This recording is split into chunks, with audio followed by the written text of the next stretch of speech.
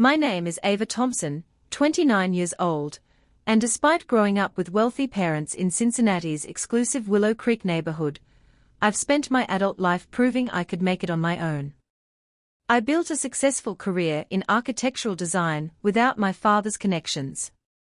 I bought my own condo without touching my trust fund.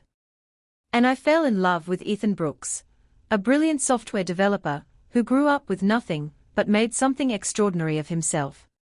Even if my parents couldn't see beyond his modest clothes and unassuming demeanor, all I wanted was one day, one perfect celebration, where my worlds could come together, where Ethan and I could announce our engagement surrounded by the people we loved, in a place that felt special.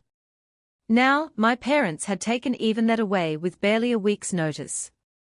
As I walked back to my desk, my phone buzzed with a text from my sister, Lily. Mom just told me about Riverside. So sorry, but silver lining. She's upgrading my birthday venue to make up for the family embarrassment. Isn't that great?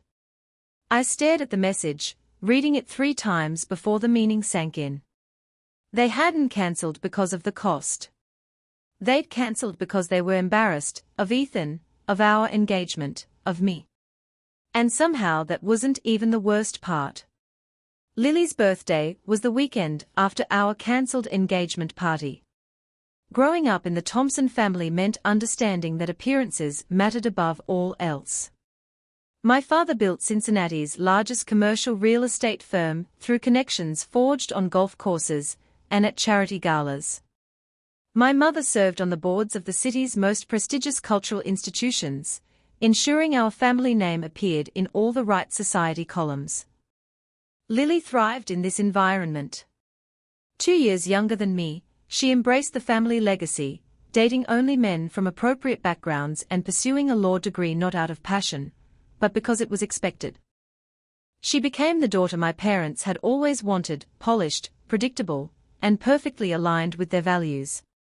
I took a different path.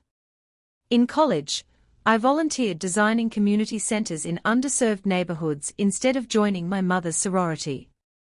After graduation, I declined my father's offer of a corner office at Thompson Properties and joined a small innovative architectural firm specializing in sustainable design.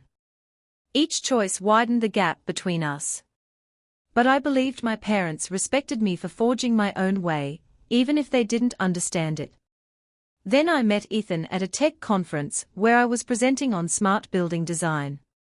Unassuming in his plain button-down shirt and worn jeans, he asked the most insightful questions about integrating technology into architectural spaces. We talked for hours afterward at a nearby coffee shop. He was brilliant, kind, and refreshingly genuine, qualities I'd found in short supply within my parents' social circle. After 6 months of dating, I brought Ethan home for dinner. The evening was tense, with my parents asking pointed questions about his education, a state school on scholarship, and his family, middle class, his father a high school teacher, his mother a nurse.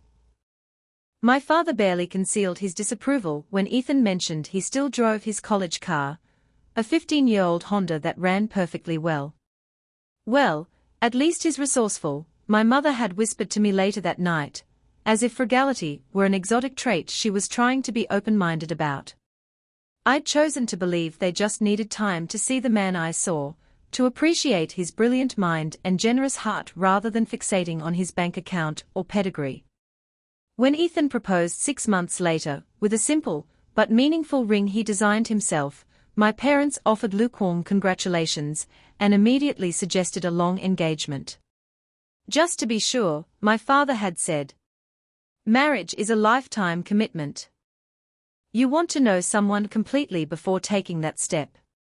What he really meant was he hoped I'd come to my senses and find someone more suitable. In retrospect, I should have seen the warning signs. The engagement party they'd reluctantly agreed to host was never meant to actually happen. The final confirmation came 3 days after the cancellation, when I stopped by my parents' house unannounced. I'd been avoiding their calls, needing time to process my anger before confronting them. As I pulled into the curved driveway, I noticed extra cars parked outside, my aunt's Mercedes, my father's business partner's Range Rover, and Lily's BMW. I found them in the sunroom, gathered around catering samples and floral arrangements. My mother was gesturing animatedly to what appeared to be a table layout. The Riverside Terrace has such lovely natural light, she was saying, and with the head table positioned here overlooking the river, what is this? My voice cut through the cheerful chatter. 5 heads turned toward me in surprise. My mother recovered first. Ava, we didn't know you were coming by. We are just finalizing some details for Lily's birthday celebration. At the Riverside Terrace, I said. It wasn't a question. An uncomfortable silence fell. My aunt suddenly became very interested in her phone. My father's business partner murmured something about a call he needed to make and slipped out. Lily at least had the decency to look embarrassed. I told Mom it was too soon after your situation, but she insisted the venue was perfect and already available. Available because you cancelled my reservation, I said, my voice eerily calm despite the storm raging inside me. My father stood, straightening his golf shirt. Ava, let's discuss this privately. Why? Everyone here already knows what happened. You cancelled my engagement party, claiming it was too expensive, and then booked the exact same venue for Lily's birthday. I'd love to hear the explanation.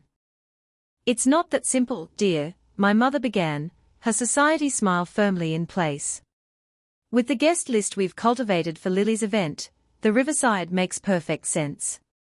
The connections your father can foster there, and my guests weren't important enough. My celebration wasn't worth it. That's not what your mother is saying, my father interjected. Look, Ava, we've been patient with this phase of yours, the job at that small firm, the modest apartment, and now Ethan. Ethan. My voice hardened. What does my fiancé have to do with this?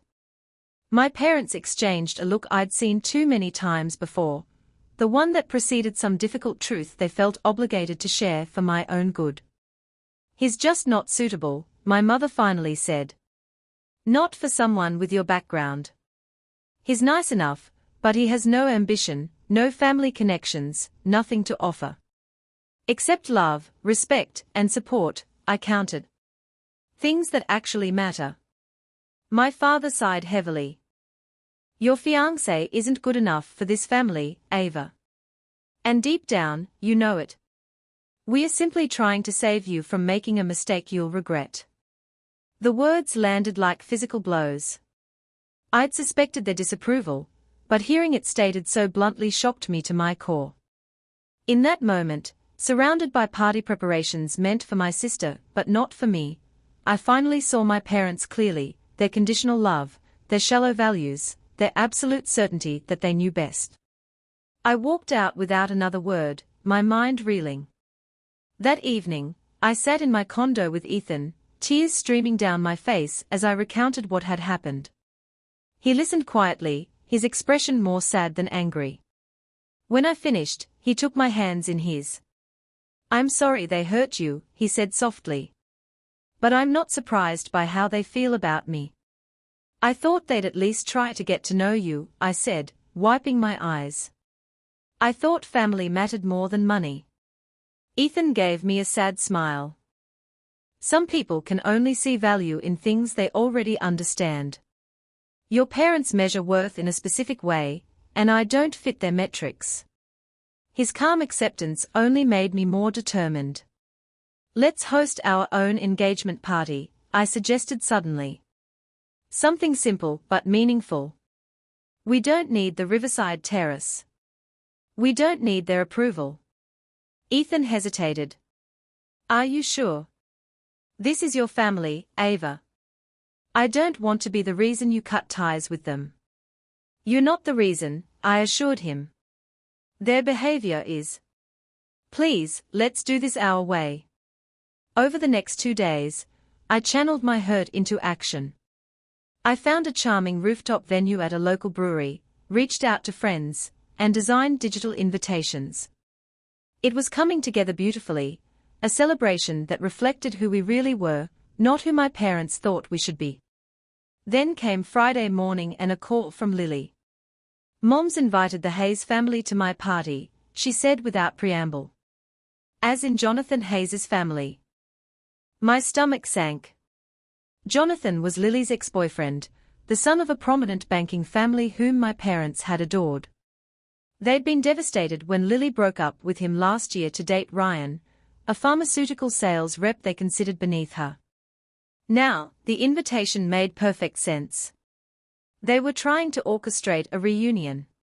She claims it's because his father is considering investing in Dad's new development, Lily continued. But we both know what she's doing. And get this, she told Ryan the party was cancelled due to family issues, but really she just didn't send him an invitation. I closed my eyes, recognizing the pattern. She's doing to you what they did to me. Not exactly, Lily countered. I'm their golden child, remember. They are not cancelling my party. They are just trying to control who I celebrate it with. But then she added, softer, Ava, I'm really sorry about what they said to you about Ethan. It was cruel and unfair. It was the closest Lily had ever come to openly criticizing our parents. For a moment, I thought I'd found an ally. Why don't you and Ethan join us at your own engagement party? Bring Ryan too, and we'll have our celebration right under their noses, I suggested, warming to the idea of this small rebellion. The line went quiet.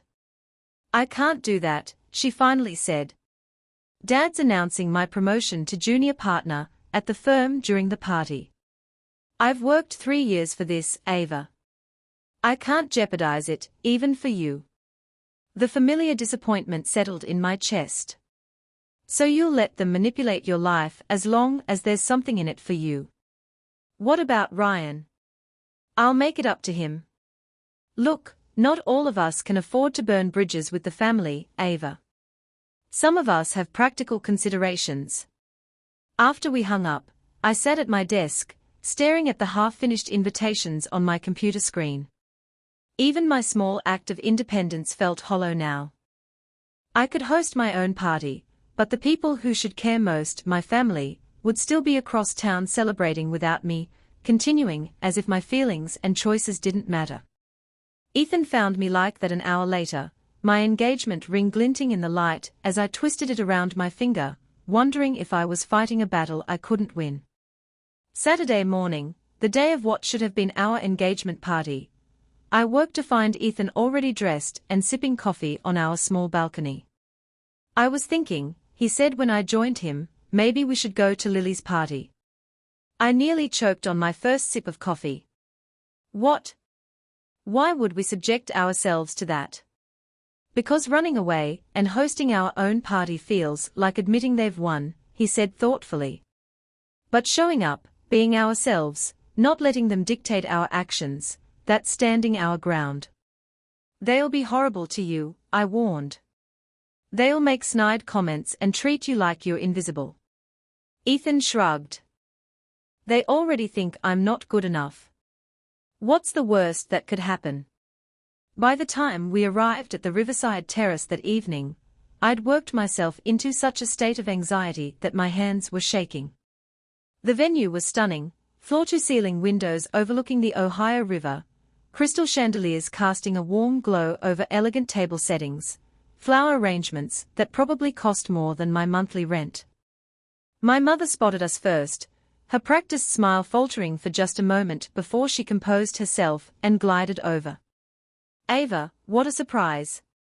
And Ethan. She lowered her voice. Darling, this is a private family event. We didn't send you an invitation. I know, I said, matching her quiet tone, but injecting steel into my voice. You made it very clear where I stand, but Lily's still my sister, and I'm here to support her. My mother's smile tightened. Of course. How mature of you. Just please try not to make this evening about your situation. Tonight is about celebrating Lily. As she moved away to greet other guests, Ethan squeezed my hand. "You okay?" "I will be," I promised, though my confidence was wavering. The evening progressed painfully. My father barely acknowledged us, focusing instead on the Hayes family, particularly Jonathan, whom he'd seated next to Lily despite her obvious discomfort. Ethan was excluded from conversations, served last at dinner, and repeatedly mistaken for waitstaff by my parents' friends. The final blow came during my father's toast. Standing at the head table, champagne flute raised, he beamed at Lily. "We're celebrating not just a birthday tonight, but a remarkable young woman who exemplifies the Thompson values," he announced. "Lily has shown dedication to family tradition, professional excellence, and making the right connections for a successful future." His gaze drifted meaningfully from Lily to Jonathan Hayes before continuing. "In fact, I'm proud to announce that Lily is being promoted to junior partner at Thompson Properties, where she will help lead our exciting new venture with Hayes Financial Group." Applause erupted while I sat frozen in shock. This wasn't just a birthday party, or even just a professional announcement. It was an orchestrated business merger between families, one that would bind Lily to Jonathan through their parents' companies, making any possibility of her choosing her own path increasingly difficult. And suddenly, with crystal clarity, I understood what was happening. This wasn't about Ethan not being good enough. It was about control, about maintaining the Thompson dynasty on their terms. As realization dawned, I felt Ethan tense beside me. Following his gaze, I saw my father deep in conversation with a man I didn't recognize. The stranger kept glancing in our direction, his expression shifting from disbelief to something like awe. "Ethan," I whispered. "Who is that man?" "Victor Langford," he replied tightly. "CEO of Apex Innovations." Before I could ask why the CEO of one of the country's largest tech companies would be interested in us, Ethan was already standing. "We need to leave. Now?" As we slipped out, I caught one last glimpse of Victor Langford pulling my father aside, gesturing in our direction with unmistakable urgency. Something had just changed, though I didn't yet understand what. "Are you going to tell me what that was about?" I asked as we drove home, the tension in Ethan's jaw visible in the glow of the dashboard lights. He sighed, shoulders relaxing slightly. "Remember that project I've been working on for the past 3 years? The one I couldn't talk much about, the algorithm for predictive analysis in healthcare." I'd always respected his privacy around his work, assuming it was typical startup confidentiality. Ethan glanced at me, a rueful smile playing at his lips. "It's done, Ava. The development, the testing, everything. I've been in acquisition talks for the past month." I blinked, processing this news. "That's amazing. But what does that have to do with what happened tonight?" "Victor Langford's company is buying my software. The deal closes Monday morning." The implications started to sink in. "Is it a big deal?" Ethan's laugh held no humor. "Apex Innovations doesn't make small acquisitions." Before I could press further, my phone exploded with notifications, 3 missed calls from my father, 2 from my mother, and a text from Lily. "What the hell did your fiancé do? Dad and Langford are losing their minds." I showed Ethan the text. "Care to fill me in on the rest?" When we reached home, Ethan pulled out his laptop and showed me the press release scheduled for Monday morning. My eyes widened as I read, "Apex Innovations acquires HealthPredict for $175 million. $175 million.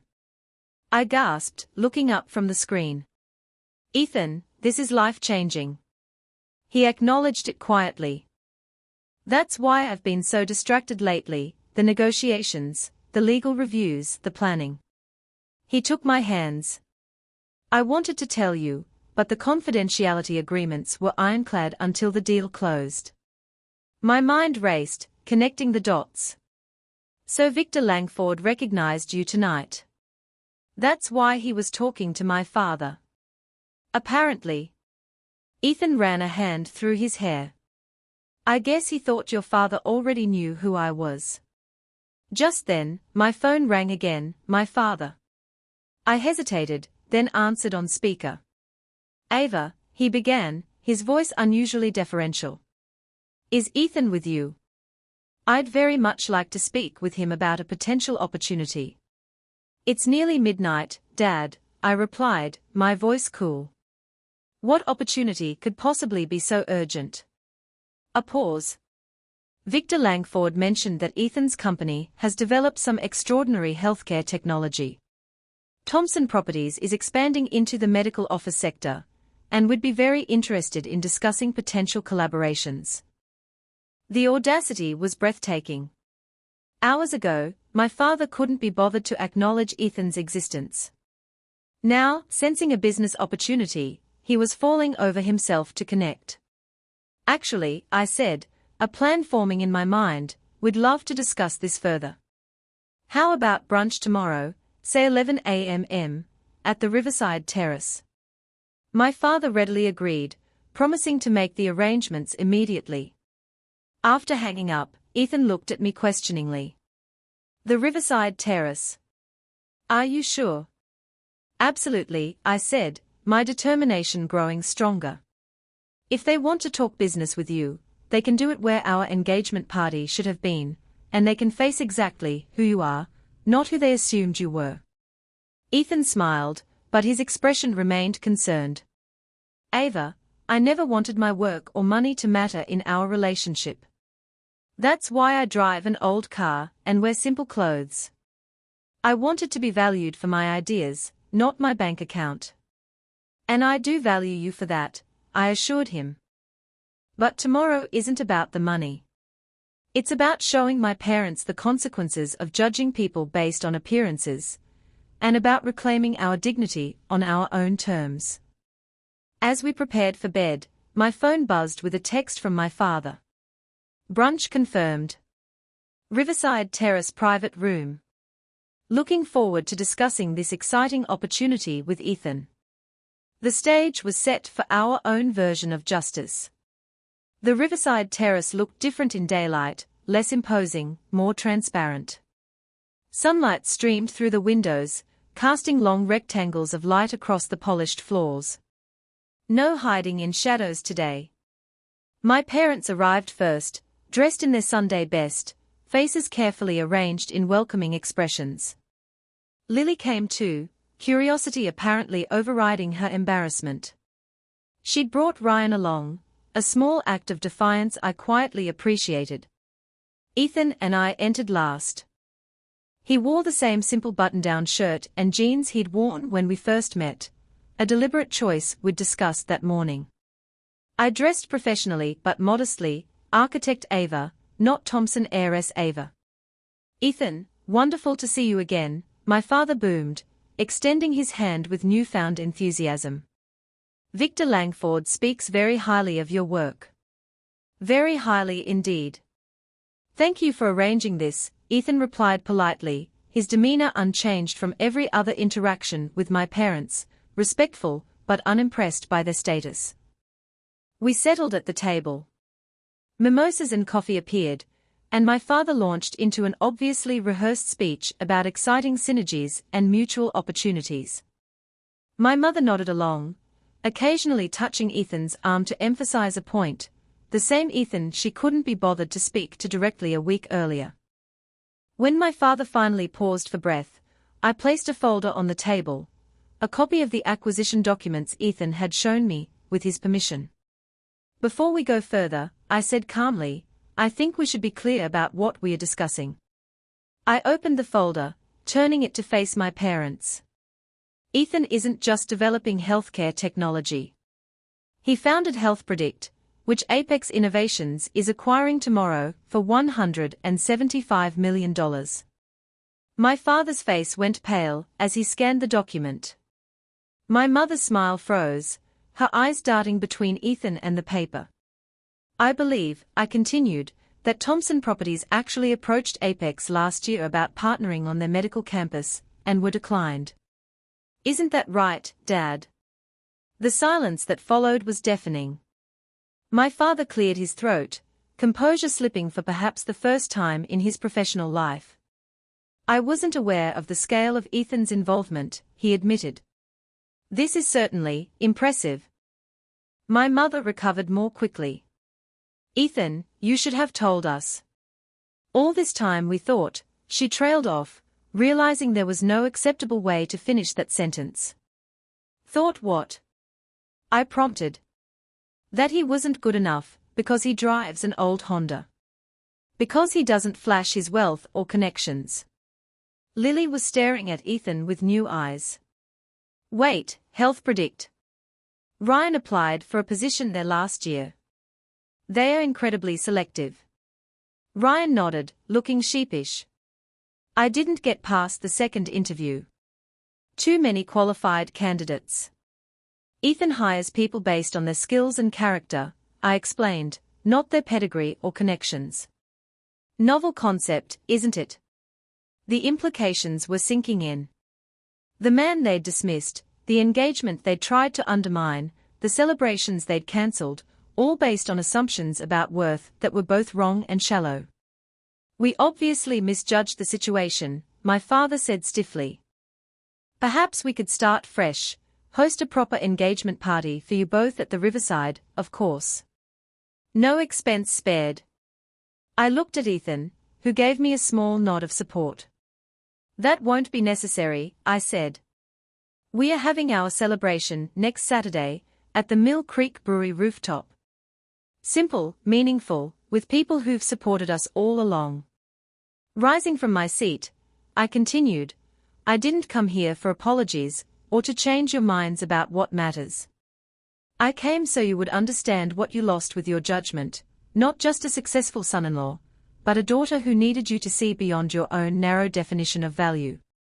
Taking Ethan's hand, I walked out of the Riverside Terrace for the second and final time, leaving my parents to contemplate the true cost of their superficial standards. Outside, the river sparkled under the midday sun. Ethan and I stood for a moment on the terrace steps, breathing in the fresh air. You were incredible in there, he said quietly. I just said what needed to be said, I replied. For both of us. We drove home in comfortable silence, the weight of the past weeks finally beginning to lift. That evening, back in our condo, we sat together on the couch, looking over the rooftop party plans.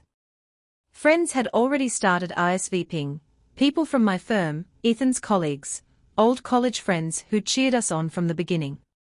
No society columns, no strategic guest lists, just real support. Do you think they'll show up? Ethan asked, not with hope or fear, but simple curiosity.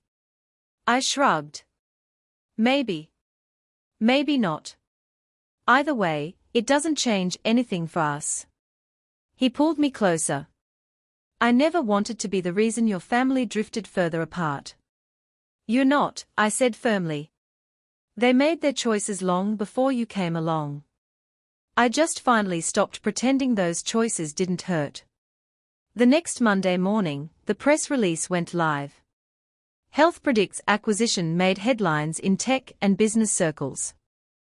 My phone lit up with congratulations from colleagues and friends, and, predictably, a flood of belated messages from my parents' network. My father called twice. I let it go to voicemail. The first message was cautious, almost apologetic. The second was more direct, inviting us to dinner, suggesting we talk things through as a family. I deleted both without replying. Lily texted me later that week. Hey. I heard about the deal. I'm happy for you and Ethan. Really? And I'm sorry for everything. Ryan and I are taking some time to figure things out. Maybe away from all the family noise. If you ever want to talk, I'm here. I stared at the message for a long time before typing back. Thanks, Lily. I appreciate that. Let's grab coffee sometime, just us. No agendas. She replied with a simple heart emoji. It wasn't reconciliation, but it was a start. The following Saturday, the Mill Creek Brewery rooftop was perfect. String lights twinkled against the evening sky, wooden tables held simple but delicious food from local vendors, and a small playlist of our favorite songs played softly in the background. About 50 people showed up, friends who'd become family over the years. No one asked about my parents. No one cared about pedigrees or portfolios. They cared about us. Ethan and I stood together near the railing, watching the city lights come on across the river. To new beginnings, he said, raising his glass. To being seen for who we really are, I added. We clinked glasses and kissed as our friends cheered. Later, someone started a toast. Then another. Stories were shared, how Ethan once fixed a neighbor's laptop for free, how I'd stayed up all night redesigning a community center pro bono. Small moments that mattered more than any bank balance. As the night wound down, I looked at Ethan and felt a quiet certainty settle in my chest. We didn't need the Riverside Terrace. We didn't need approval or validation from people who measured love by appearances.